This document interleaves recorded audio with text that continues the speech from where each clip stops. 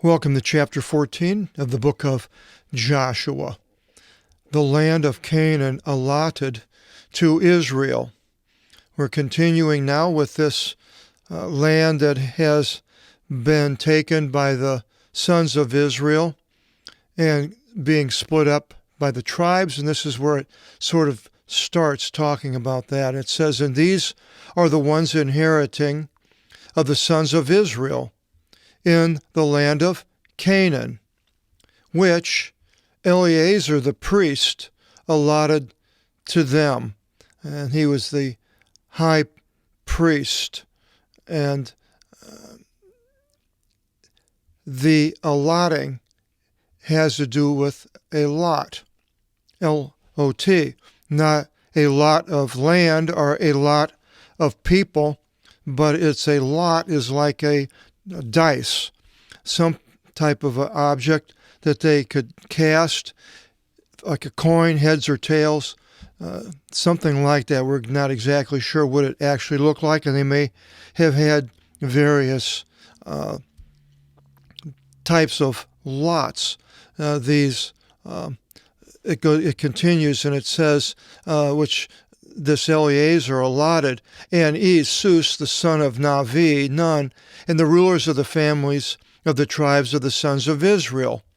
According to Cleros, they inherited, in which manner the Lord gave charge by the hand of Moses. So this was something that wasn't made up by the people, but God had this set this up with these lots. We have a cleric, is a derivative for this word kleros. A cleric in the olden days, originally we'll go here in the New Testament that the clerics or the heads of the churches were chosen by lots.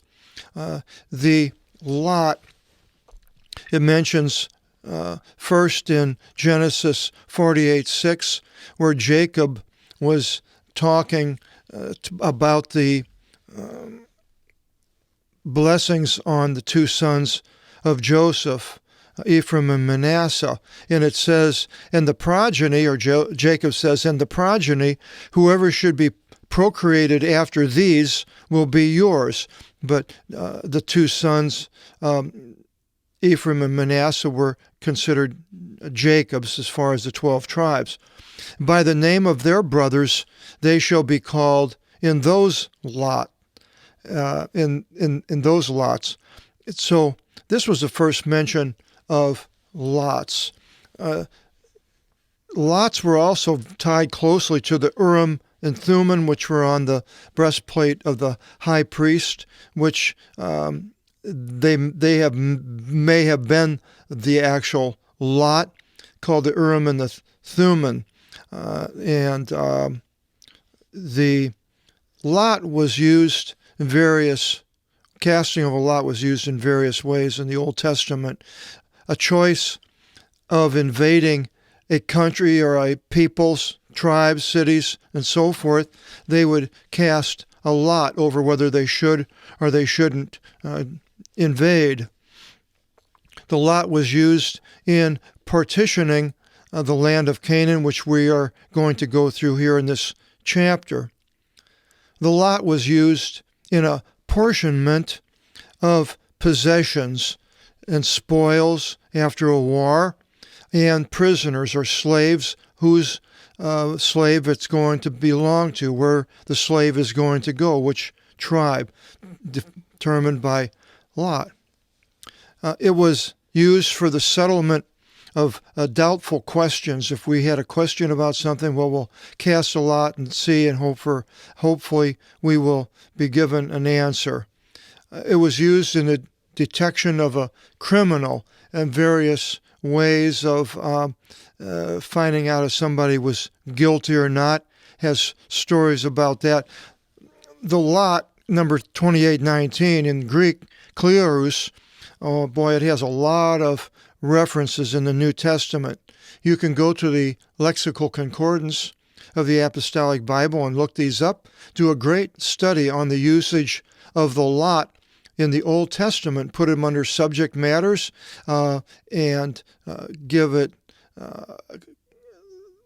when more than one location refers to the same usage of the lot, then you can put that underneath that usage. I have done that and called these word studies the word on the word, and I could do that here with klerus, lots, and use it how it's used in the Old and the New Testament, and it would give you a lot of information. I was afraid I was going to do that, and the pun so easy with lots.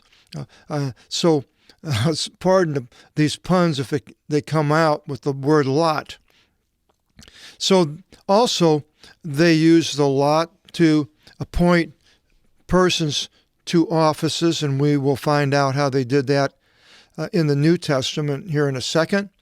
And then the lot was used in the selection of the scapegoat on the Day of Atonement. And so all these things you can find in the Old Testament. Now, the New Testament has nowhere near the amount of references that the Old Testament has concerning lots, but the main ones are first, it says in Matthew 27:35, and having crucified him, that is Jesus, they divided his garments, casting a lot, that should be fulfilled the things having been spoken by the prophet. And he quotes them, they divided my garments among themselves, and over my clothes they cast a lot. And that was a quoting of Psalms 22:18, and that casting of the lot by these people at the crucifixion also is mentioned in Mark 15:24, Luke 23:34, and John 19:24. In the gospel, that's it. And the book of Acts begins in 1 verses 23 to 26, where it says, and they gave their lots, that is the disciples, and the lot fell upon Matthias, and he was allotted with the 11 apostles. So that's the first mention in the books of Paul. Then in Acts 8:21 later, there was a man called Simon. He was a magician, Simon the Magus, and he saw the things that I think it was Peter that did, and somebody did, and I think it was before Peter, but he wanted to have this power that these men had, and so it mentions, though, how when Simon came, Peter came, he condemned the Magus, and he said in Acts 8:21, there is not a portion to you, nor lot in this matter, for your heart is not straight before God. Now, the mentioning of your lot, your lot is nor lot in this matter. Now, it mentions that also. You can study this, and I'm not exactly sure how a lot would fit in, if they cast it or they didn't, but Acts 26:16 to 18, and Colossians 1:12, it talks about us, the believers, and being in a lot, more of a chosen type of a situation. Then in 1 Peter 5:3, he's talking about the elders, and he says, nor as ones dominating the lots, but becoming models for the flock. So apparently these lots were important to these people and used on down. I have a picture of a lot that was used in the Roman Catholic Church by the selection of the Pope. And they had these round balls, and they put them and counted them, and I took a picture of it. I saw it in some magazine, and I thought, well, this is interesting. These are like lots. And they voted for the Pope somehow and used these lots. Then it continues after this, and it says, according to the lots they inherited, the sons of Israel, in which manner the Lord gave charge by the hand of Moses to the 9 tribes and to the half tribe. For Moses gave a lot. Now again, the casting of the lot is not land, to the 2 tribes and to the half tribe from the other side of the Jordan, Reuben, Gad, and half tribe of Manasseh. And to the Levites, a lot was not given among them. They were not part of this casting of the lots. For the sons of Joseph were 2 tribes, Manasseh and Ephraim. And a portion was not given to the Levites in the land, but only cities to dwell in, and their outskirts to the cattle and their herds. In which manner the Lord gave charge to Moses, so the sons of Israel did, and they portioned the land. So it's somehow casting these lots. Now, the land was already divided, which areas, but now the lots were within the tribe, as I see it, for the families who received what in this parcel of the land that went to the tribe of like Reuben, so the lots would be inside. Not that the Reuben was allotted that portion over there. The lots went further on down than just the top portion of where the tribe is going to be located, but into the families. And it continues in 6, and came forward sons of Judah to Joshua in Gilgal, and we showed that was right by Jericho, and Caleb, the son of Jephunneh the Kenizzite, said to him.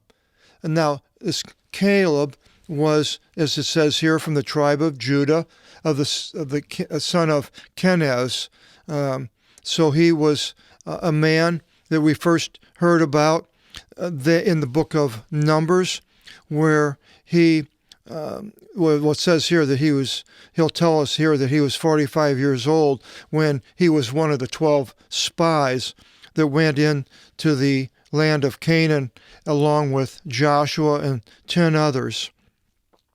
And then how he came back, and that's in Numbers 13 with a faithful report of, it says, and Caleb quelled the people before Moses and said to them, because all these other men were saying how bad the land of Canaan, how dangerous it was in there and scaring them.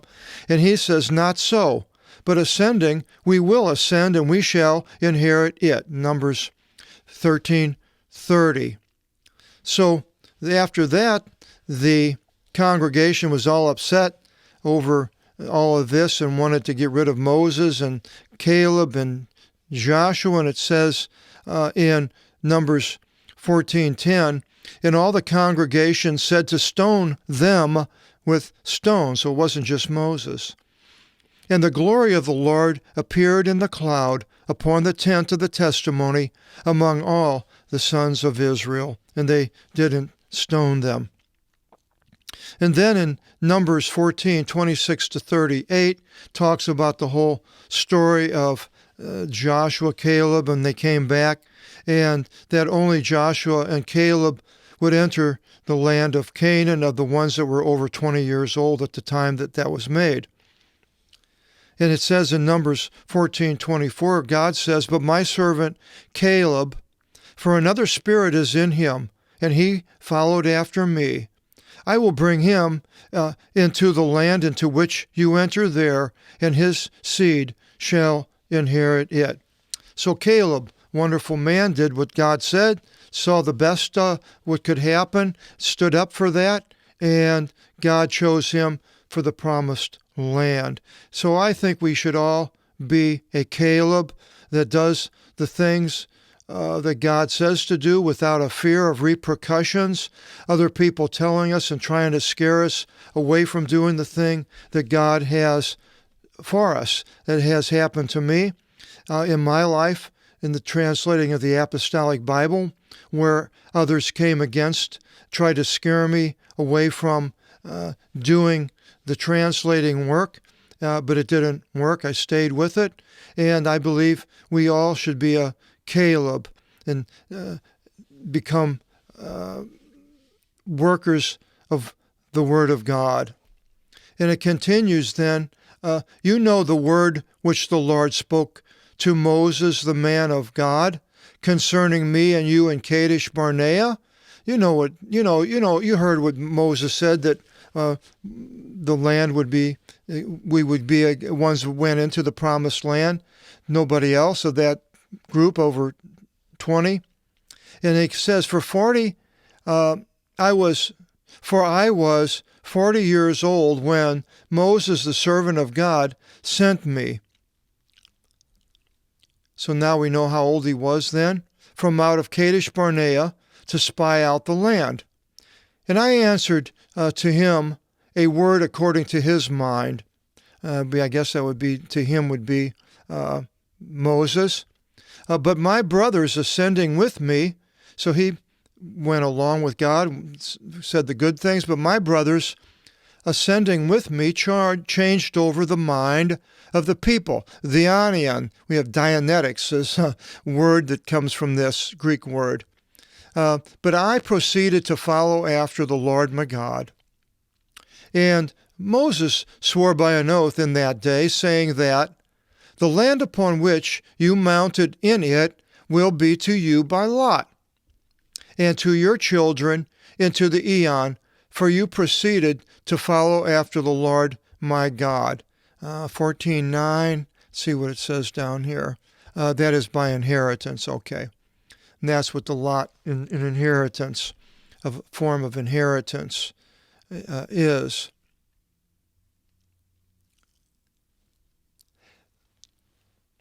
And Israel went in the wilderness. And now, behold, I am today a son, 85 years old. Yet I am today of strength, as when Moses sent me. Likewise, I am strong now to go forth and to enter for war. Wow, this is a rough guy. He's 85 years old, and he's all ready to go to war again. These people were not weaklings.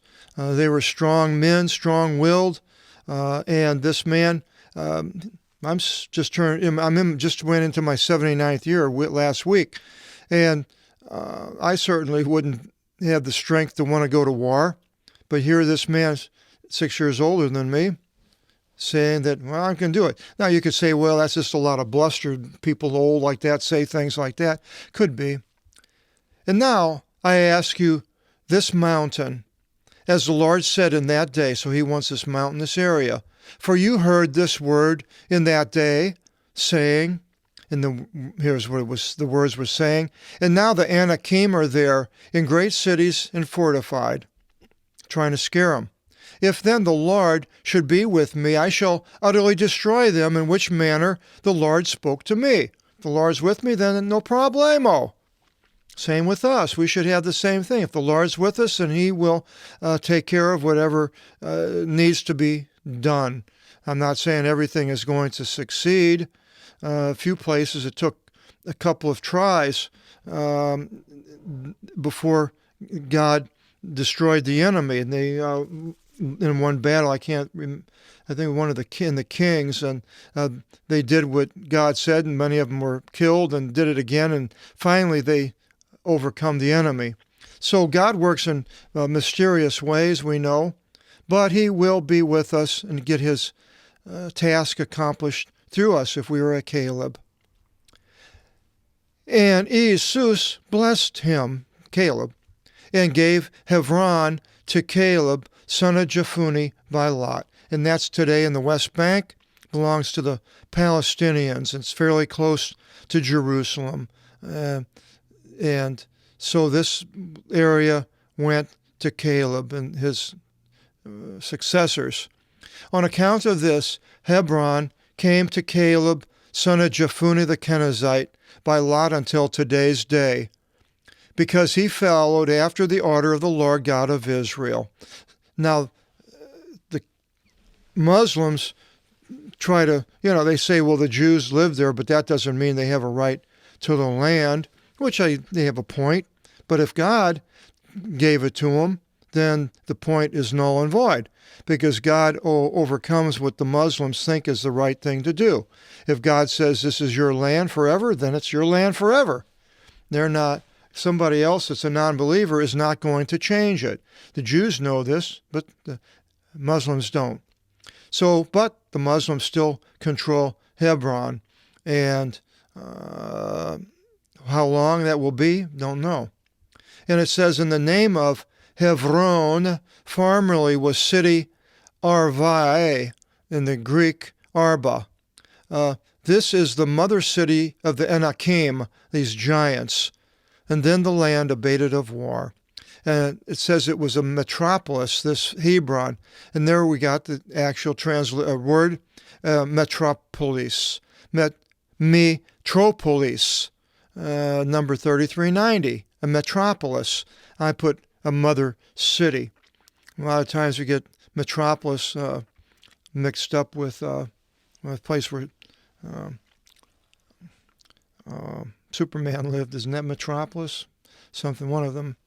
But means mother city of these giants. And so then the land abated of the war, and it will continue next in the division of the land as it is given to us, all the tribes, in chapter 15. Hope you'll join us and find out who gets what. Till then, God bless.